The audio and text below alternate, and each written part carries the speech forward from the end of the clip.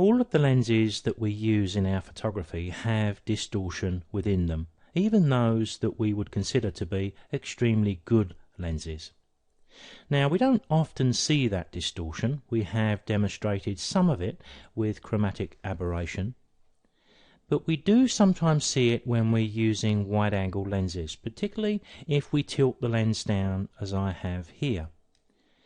If we tilt the lens down so we've got the majority of the foreground in the shot, the horizon is slightly curving. It's slightly down at the left and the right, and I suppose if I'd picked an image that had a perfectly straight horizon line, a crisp line, we would see that more, but you can certainly see it here. If I'd lifted the camera up so that there was a small amount of foreground and a large amount of sky, then the curve would go the other way, and left and right it would tip up, a little bit like a smiling mouth. Well, we can fix that, or we can go a long way to fixing that, if we look into our lens corrections. So with my image opened up in the Develop module, if I take you to the lens corrections, in the previous video we went to the color section and we ticked the box to remove chromatic aberration. I would do that most of the time, and I explained my reasons for doing so. But I wanted to bring you in here to show you the profile. What's going to happen when I tick this box? If you look at the picture, it pops. What's happened there? Well, that's the lens with the distortion, and the software is trying to combat that distortion, and it does so by picking up the model of the lens used, the focal length of the lens used, and then it applies a profile equivalent to deal with that lens. If we look at the picture again, particularly the horizon, and I untick, now you can see the curve I was talking about a little more easily. Now we can see a before and after.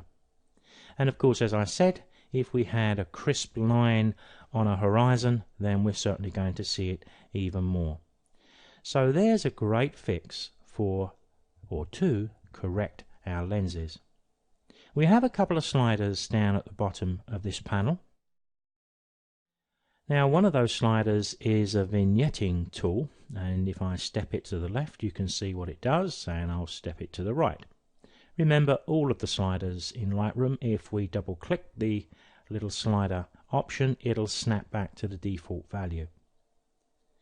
If I untick the Enable Profile Corrections and tick it again, it fixes the profile and the distortion pretty well. But if you look around the edge of the image, particularly over on the right here, if we just focus on that part, you can see we get a nice natural vignetting when the lens isn't corrected. And when it is corrected, it straightens up that horizon nicely, but it lightens the edge. Well, we do have the opportunity via this option to darken it here if we wish. But I tend to use another tool to do this, and we've yet to demonstrate that. So again, there's lots of tools in Lightroom which do much the same thing, and it's really a question of picking one which we feel comfortable with. Once we've enabled the profile correction, we can go to the Distortion Tool, and you may have seen that little grid pop up. It pops up as we mouse over the slider here. But if I move the slider to the left, you'll see exactly what it does.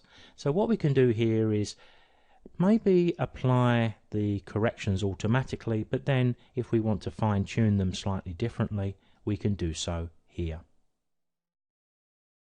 Once we're happy with the changes we've made, of course, we can just move away from this panel. This one doesn't need to have a Done button down the bottom. It's done when we tick the box. One of the things we can do with any of these panels, if we want to see a before and after, we can turn the settings off in one go. So we do get to see a before and after of any of these panels when we make a change. Let's close that down to finish.